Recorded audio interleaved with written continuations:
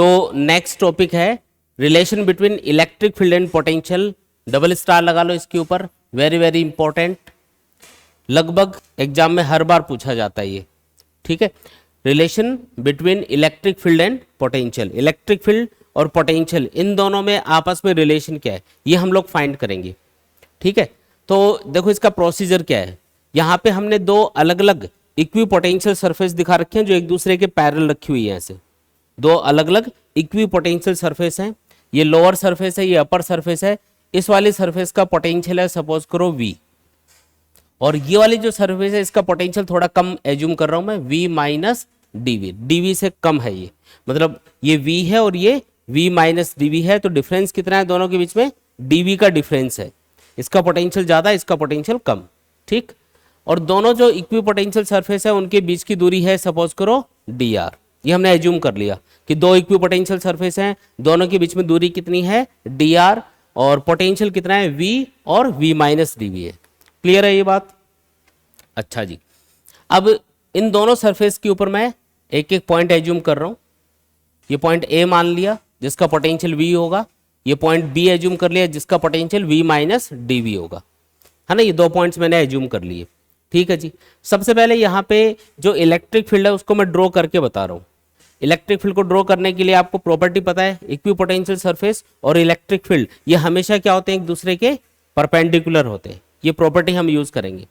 अब मैं इन दोनों इक्वी पोटेंशियल सरफेस के परपेंडिकुलर यहाँ पे इलेक्ट्रिक फील्ड को रिप्रेजेंट कर रहा हूँ, लेकिन परपेंडिकुलर अपवर्ड डायरेक्शन में इलेक्ट्रिक फील्ड को लेना है या डाउनवर्ड डायरेक्शन में, ये कैसे डिसाइड करेंगे।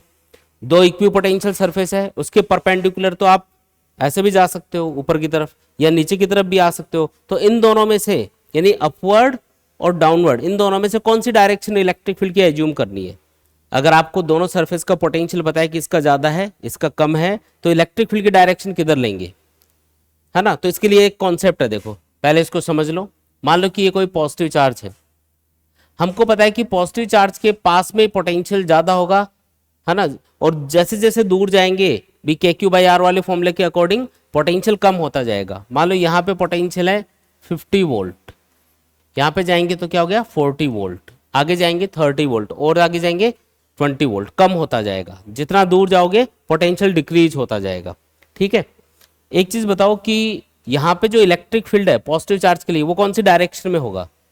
पॉजिटिव चार्ज के लिए इलेक्ट्रिक फील्ड हमेशा किधर लेते हैं, आउटवर्ड डायरेक्शन में लेते हैं। अब आप इजीली बता सकते हो कि इलेक्ट्रिक फील्ड की डायरेक्शन और जो पोटेंशियल है उसमें क्या रिलेशन है। एक तरह से सिंपल सा रिलेशन आपको डायरेक्शन वाइज आपको समझ में आएगा कि इलेक्ट्रिक फील्ड की डायरेक्शन हमेशा हाई पोटेंशियल से लो पोटेंशियल की तरफ है। कौन सी डायरेक्शन में है, यहाँ पे पोटेंशियल ज्यादा है यहाँ पे कम है, और इलेक्ट्रिक फील्ड ज्यादा से कम पोटेंशियल की डायरेक्शन में जा रहा है, ठीक है। अच्छा, अगर ये नेगेटिव चार्ज होता तब भी क्या कॉन्सेप्ट सेम रहता, चेक कर लेते हैं। अगर ये नेगेटिव चार्ज होता तो यहाँ पे जो पोटेंशियल होता है इस पॉइंट पे वो होता -50 वोल्ट, यहाँ पे होता -40 वोल्ट। नेगेटिव चार्ज का पोटेंशियल नेगेटिव, पॉजिटिव चार्ज का पोटेंशियल पॉजिटिव। अब नेगेटिव चार्ज के लिए इलेक्ट्रिक फील्ड की डायरेक्शन क्या होती है बताओ, इनवर्ड होती है ना, चार्ज की तरफ होती है। अब एक चीज सोच के बताओ कि -50 ज्यादा है या -40 ज्यादा है। -40 ज्यादा, नेगेटिव वैल्यू जितनी कम होती है ना उतनी बड़ी मानी जाती है, तो -40 ज्यादा है -50 की कंपैरिजन में। तो इलेक्ट्रिक फील्ड कौन सी डायरेक्शन में है, यहाँ पे हाई से लो पोटेंशियल की डायरेक्शन में है क्या। यहाँ पे भी क्या था, इधर से इधर था, मतलब हाई से लो पोटेंशियल की डायरेक्शन में था। मतलब एक रूल बन गया कि इलेक्ट्रिक फील्ड की डायरेक्शन हमेशा किधर होती है, हाई से लो पोटेंशियल की डायरेक्शन में, चाहे कोई भी चार्ज हो या कोई भी इलेक्ट्रिक फील्ड हो, है ना। इलेक्ट्रिक फील्ड की डायरेक्शन हमेशा हाई पोटेंशियल से लो पोटेंशियल की तरफ या डिक्रीजिंग पोटेंशियल की डायरेक्शन में होती है, ऐसा भी बोल सकते हो। जिस डायरेक्शन में पोटेंशियल कम होता जा रहा होगा ना उस डायरेक्शन में आपको इलेक्ट्रिक फील्ड की डायरेक्शन कंसिडर करनी है। अब यहाँ पे देख के बताओ, ऊपर की तरफ लेनी है इलेक्ट्रिक फील्ड की डायरेक्शन या डाउनवर्ड। इस सरफेस का पोटेंशियल है V, इस सरफेस का पोटेंशियल है V minus dV। Potential decrease कौन सी डायरेक्शन में हो रहा है, ऊपर जाने पे या नीचे आने पे, ऊपर जाने पे डिक्रीज हो रहा है। और रूल के अकॉर्डिंग जिस डायरेक्शन में पोटेंशियल डिक्रीज हो रहा होगा उसी डायरेक्शन में इलेक्ट्रिक फील्ड होगा, या हाई से लो पोटेंशियल के डायरेक्शन में इलेक्ट्रिक फील्ड कंसिडर किया जाएगा। इतनी बात क्लियर है। ठीक है जी। अब सपोज करो मैंने इस बी पॉइंट के ऊपर एक 1 कूलाम चार्ज रखा। कितना चार्ज रखा? +1 कूलाम चार्ज रखा। तो यहाँ पे ये जो इलेक्ट्रिक फील्ड है ये इस चार्ज के ऊपर फोर्स लगाएगा। तो इसके ऊपर फोर्स लगेगा in the direction of electric field, क्योंकि पॉजिटिव चार्ज के ऊपर हमेशा इलेक्ट्रिक फील्ड की डायरेक्शन में फोर्स लगता है। ये फोर्स कितना लगेगा? तो फोर्स का फॉर्मूला होता है F = Q × E, और Q की वैल्यू यहाँ पे +1 कूलाम है, इसका मतलब F = आ गया E।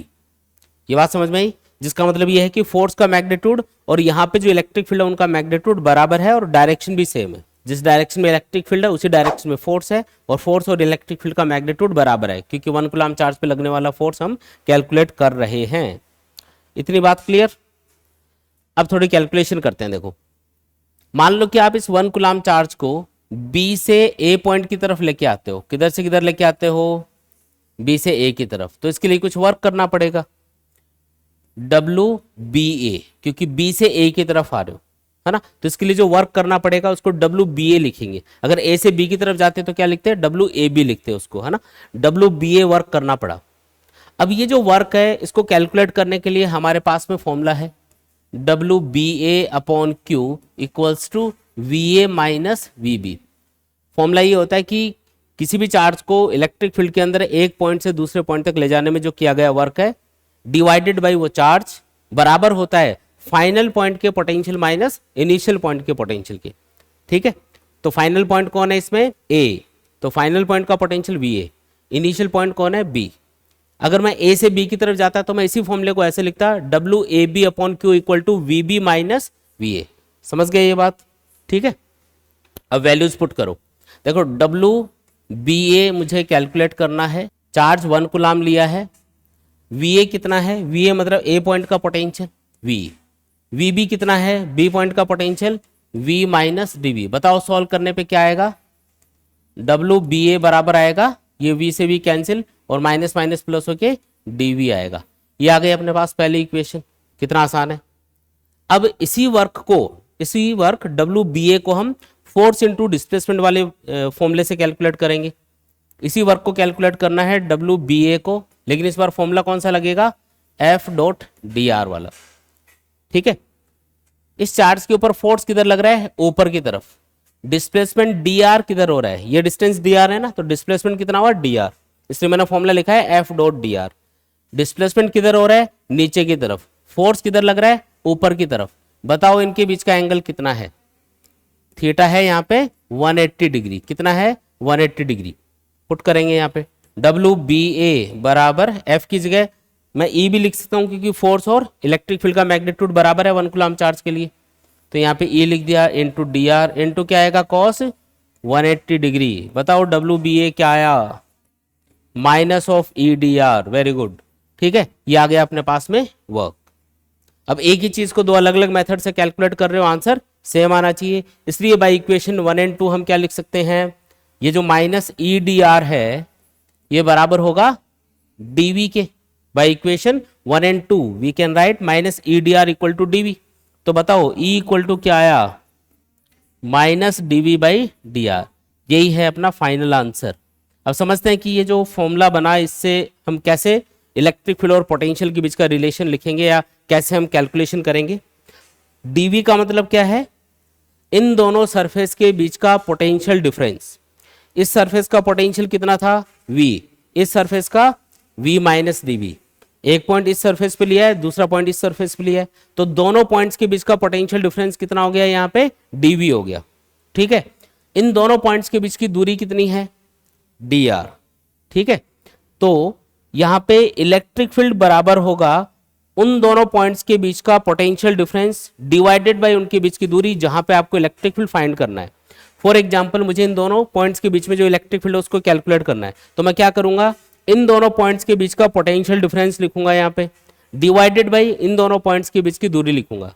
तो मुझे इन दोनों पॉइंट्स को ज्वाइन करने वाली लाइन के अलोंग जो इलेक्ट्रिक फील्ड होगा वो मिल जाएगा। ठीक है, माइनस का सिंबल क्या बता रहे हैं यहाँ पे? ये जो माइनस का सिंबल है ना, ये यहाँ पे ये रिप्रेजेंट कर रहा है कि जो इलेक्ट्रिक फील्ड की डायरेक्शन है वो डिक्रीजिंग पोटेंशियल की डायरेक्शन में लेनी है आपको, डिक्रीमेंट को शो कर रहा है। ये बता रहा है कि जिस डायरेक्शन में पोटेंशियल कम होता जाएगा उसी डायरेक्शन में इलेक्ट्रिक फील्ड आप कंसिडर करो। ठीक है। अच्छा, ये जो dv बाई डी आर है ना, इसका एक और नाम है, इसको हम बोलते हैं पोटेंशियल ग्रेडियंट। क्या बोलते हैं इसको? Potential gradient. ये जो ग्रेडियंट वर्ड है ना, ये तब यूज किया जाता है जब कोई भी चीज डिस्टेंस के साथ में चेंज हो रही होती है। यहाँ पे आप देख रहे हो कि पोटेंशियल ऊपर जाने पे कम हो रहा है, डिस्टेंस के साथ में चेंज हो रहा है ना, तो इसलिए dv बाई डी आर को हम बोलते हैं पोटेंशियल ग्रेडियंट। अगर ये dv बाई dt लिखा होता तो मैं इसको बोलता rate of change of potential. Rate word किसके लिए होता है? टाइम के रेस्पेक्ट में कोई भी चीज चेंज होती है। उसी तरीके से ग्रेडियंट वर्ड कब यूज होगा? जब कोई भी चीज डिस्टेंस के साथ में चेंज होगी।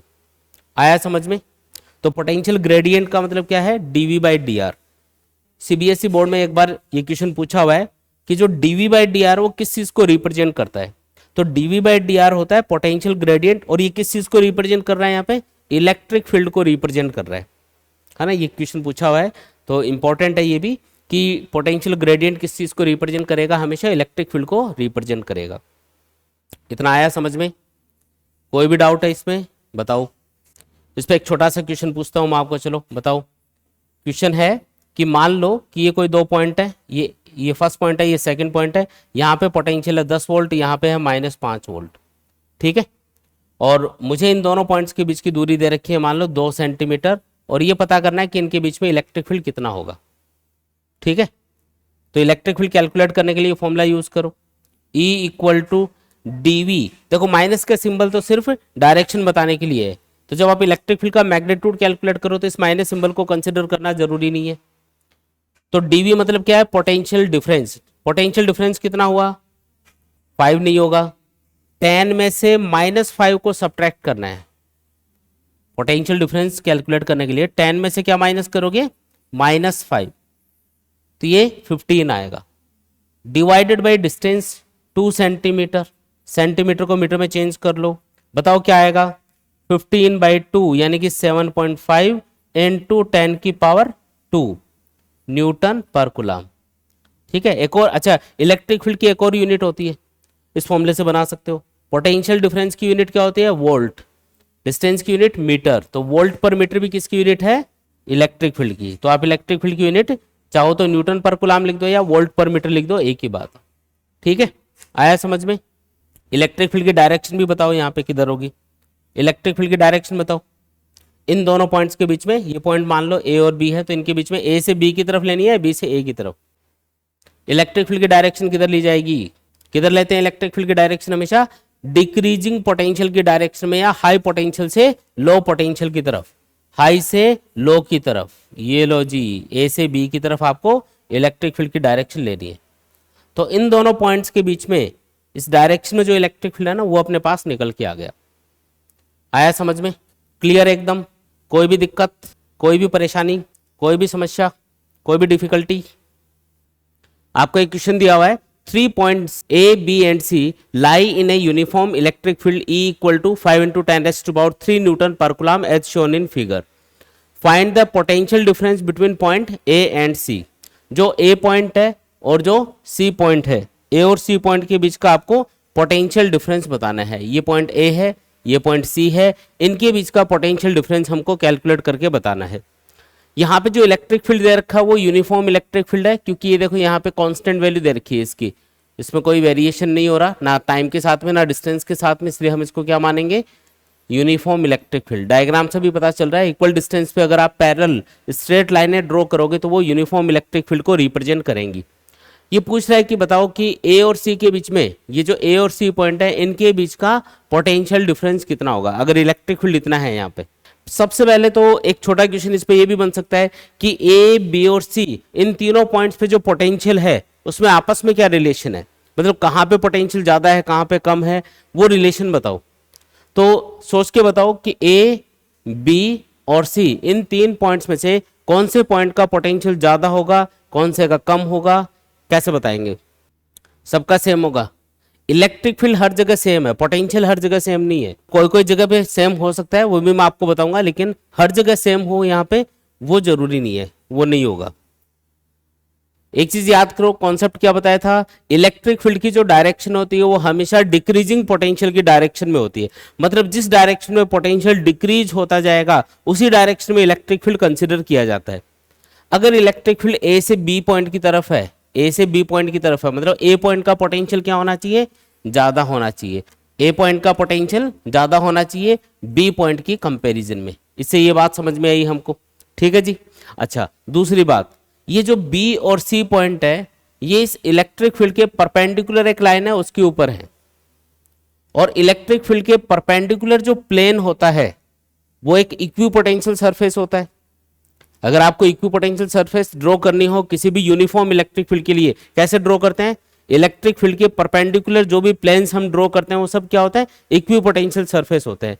तो बी और सी पॉइंट से पास होने वाली ये जो लाइन है, इससे पास होने वाला जो प्लेन होगा जो इलेक्ट्रिक फील्ड के परपेंडिकुलर होगा वो अपने आप में क्या होगा, एक इक्विपोटेंशियल सरफेस होगा, मतलब उसके हर एक पॉइंट पे पोटेंशियल बराबर होगा।